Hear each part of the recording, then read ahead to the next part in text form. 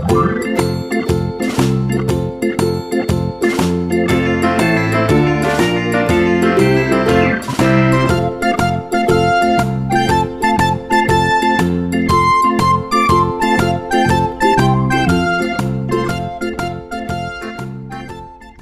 বাগানপ্রেমী ইউটিউবাসী, আপনারা যে যেখান থেকে আজকে আমার এই ভিডিওটি দেখছেন আপনাদের সবাইকে বিলেতের বাগানবাড়ি আরেকটি ব্র্যান্ড নিউ ভিডিওতে স্বাগত জানাচ্ছি।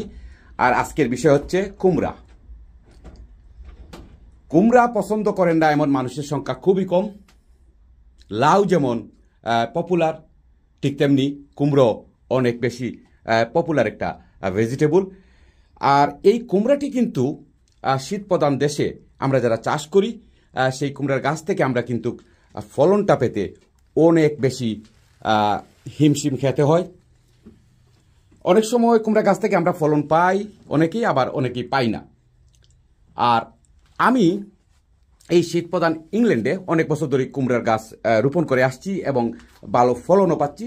তবে কিভাবে পাচ্ছি সেটি যদি আপনারা জানতে চান তাহলে অবশ্যই আমার এর আগে যে কুমড়া নিয়ে যে ভিডিওটি আমি আপলোড করেছিলাম সেটি আপনারা দেখতে পারেন। আর এবছর ওই যে দেখুন কুমড়ার অনেকটা আমি বলবো যে একটা বাম্পার ফলন হচ্ছে। এটা যেন এক কুমড়া কফালির অবস্থা হয়ে গেছে আজকে। তো আজকে আপনাদের সাথে শেয়ার করব যাদের কুমড়ার গাছে এরকম কুমড়া ধরেছে আপনারা কিভাবে সেই কুমড়াগুলোকে বাঁচাবেন। বিশেষ করে এখনও কিন্তু আবহাওয়াটা ইংল্যান্ডের খুবই খারাপ, বৃষ্টি হচ্ছে, তারপরে সেরকম যে ন্যাচারালি যে একটা পলিনেট হবে সেটি কিন্তু আসলে এখনো হচ্ছে না। তো এই সময়ে এরকম কুমড়ার যদি ধরে তাহলে সেটি আমরা কিন্তু হান পলিনেটই করব, আমাদের হান পলিনেট করতে হবে। তবে হান পলিনেট করার আগে আমাদের তো অবশ্য ফুলের দরকার। তো অনেকেই আমার ভিডিওতে কমেন্ট করেন যে ভাই লাউয়ের গাছেও অনেকগুলো ফুল এসেছে, তবে সেখানে কিন্তু কোনো লাউ আসেনি। আবার অনেকেই বলছেন যে লাউ এসেছে কিন্তু আমি যে পরাগায়ন করব বা আমি পলিনেট করব সেরকম ফুল আমার নেই। অর্থাৎ এখানে দুটা ফুলের দরকার, একটা হলো মেল ফ্লাওয়ার, একটা হলো ফিমেল ফ্লাওয়ার। তো ফিমেল ফ্লাওয়ারটা হচ্ছে কিন্তু এই যে যেখানে সবজি হয় সেটা, আর মেল ফ্লাওয়ার হচ্ছে এই যে দেখুন এই যে এটা যেটার মধ্যে কোনো ফল নেই সেটি। তো এখন কথা হলো যে যাই হোক না কেন আপনার তো দুটা ফুলেরই দরকার, মেল ফিমেল দুটা ফুলেরই দরকার।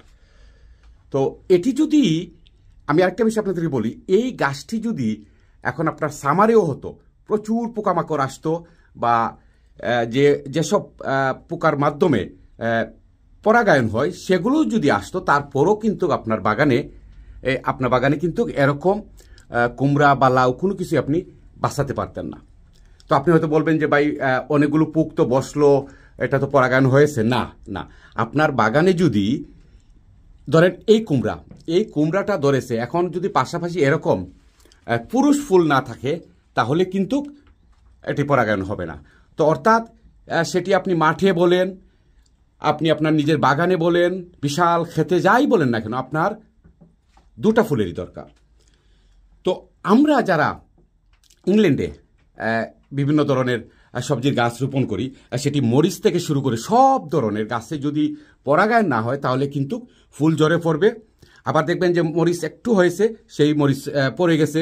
লাউ এরকম ছোটো ছোটো লাউ হয়েছে, সেই লাউ একটু এরকম হওয়ার পরেই কিন্তু সেই লাউটি আপনার পচে যাবে। তো এখন হলো যে এই পরাগায়নটা তো আপনারা জানেন যে এর আগে আমি দেখিয়েছি, যাদের এরকম ফুল আছে আপনারা সেই ফুল দিয়ে পরাগায়ন করতে পারেন। এটি হচ্ছে হান পরাগায়ন। আমি এখন যেটাকে পরাগায়ন করতেছি এখানেও কিন্তু কুমড়া আছে, এই যে দেখুন।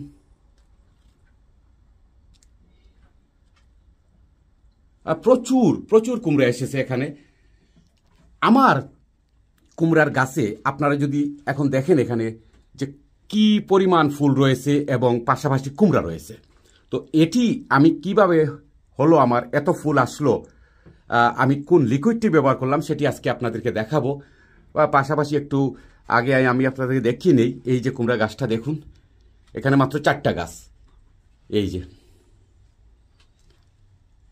যে এখানে একটা কুমড়া, তারপরে ওই যে ওখানে কুমড়া, এই যে এখানে, ওই যে এখানে একটা, ওখানে একটা, এরকম যদি গণি আমি যদি গণনা করি, ওই যে দেখুন এখানে আরো 2টা কুমড়া, আর এখানে যে বড় একটা কুমড়া দেখতেছেন এটি কিন্তু আমি হান পলিনেট করেছি।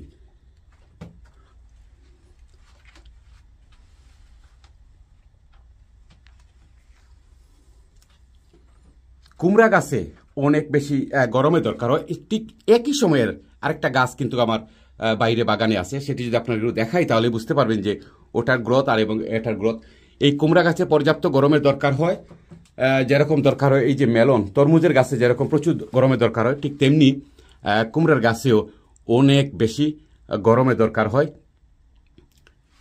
এই যে দেখুন, এবার পুরোপুরি আসলে আমি বলবো যে একটা কুমড়া কফালি হয়ে গেছি, এত কুমড়া এসেছে গাছে। ওই যে দেখুন ওখানে আরেকটা, ওই যে আরেকটা।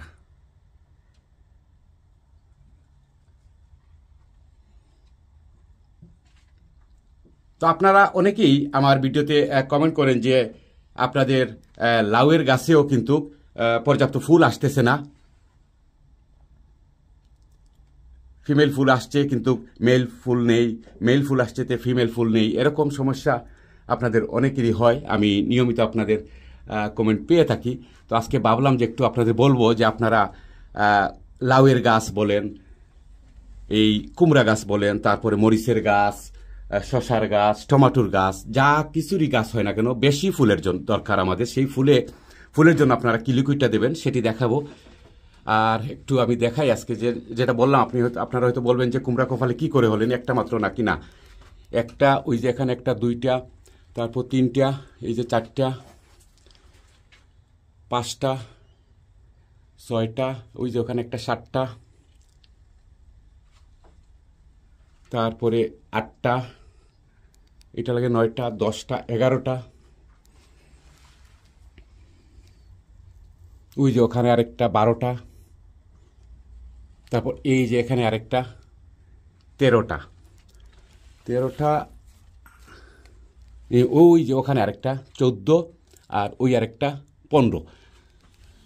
তো এই পর্যন্ত আমি 15টা কুমড়া দেখতেছি গাছে। আর কুমড়ার কিন্তু অনেক ধরনের ভ্যারাইটি রয়েছে। তো আমি যে ভ্যারাইটিটা রোপণ করেছি এটি হচ্ছে হাইব্রিড এবং খাটো জাতের, অল্প দিনে অনেক কুমড়া ধরে এবং কুমড়ার সাইজটা হয় মিডিয়াম।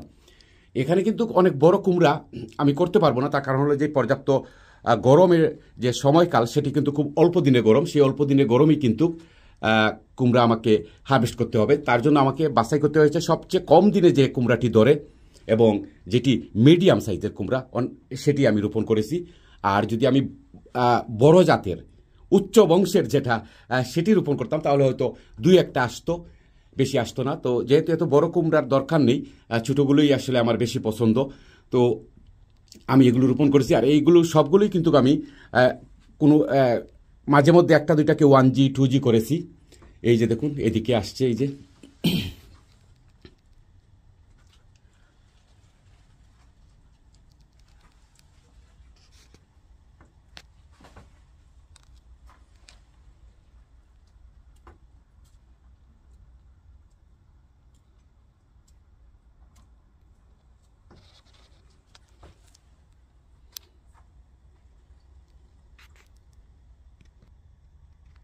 কুমড়ার গাছ এবং এই যে আমার এই তরমুজের গাছ, এই দুটি গাছে অনেক বেশি পরিচর্যা করতে হয়।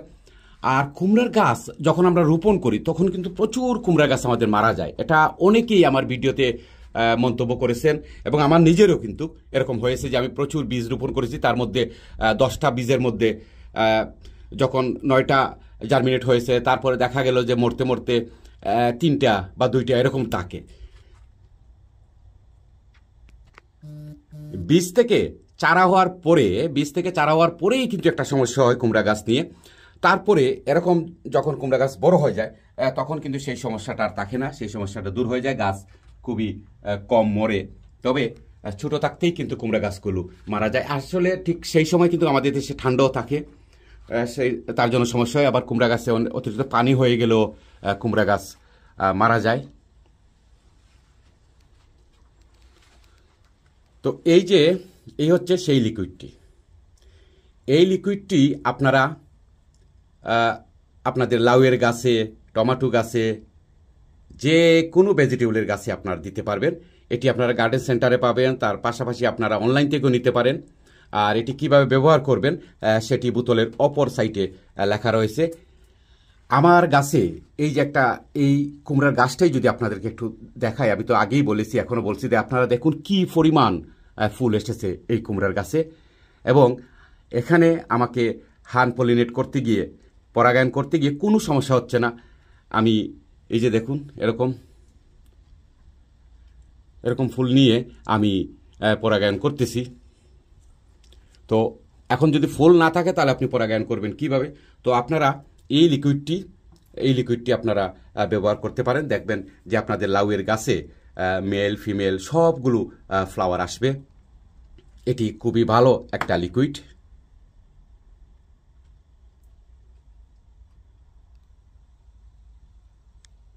তো আশা করি আপনারা যারা নিয়মিত আমাকে প্রশ্ন করতেন যে আপনাদের গাছে ফ্লাওয়ার আসতেছে না, আবার যদিও আসে তাহলে খুবই অল্প এসেছে, সেখানে পরাগায়ন করার মতো ফুল নেই।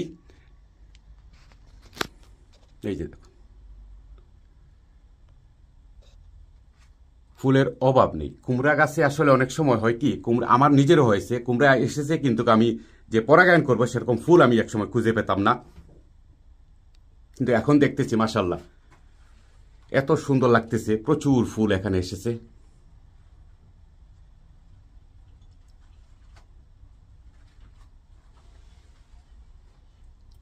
তো আপনারা যারা নিয়মিত আমাকে প্রশ্ন করেছিলেন যে ভাই আমাদের গাছে ফুল আসতেছে না, আর কি দিলে বা কোন ধরনের লিকুইড দিলে, সার দিলে ফুল আসবে, সেটি আজকে আপনাদের সাথে শেয়ার করলাম।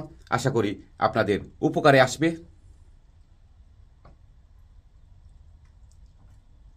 আর এবছর তো আমি যে ভ্যারাইটিটি রোপণ করেছি কুমড়ার, মনে হচ্ছে যেন আসলেই কুমড়া কফালি এবছর। তো সময় তো ভিউয়াররা, আজকে পর্যন্তই। বিলেতের বাগান বাড়ির পরবর্তী ভিডিও দেখার আমন্ত্রণ জানিয়ে বিদায় নিচ্ছি। আপনারা সবাই ভালো থাকুন, আপনাদের সবার জন্য শুভকামনা রইল।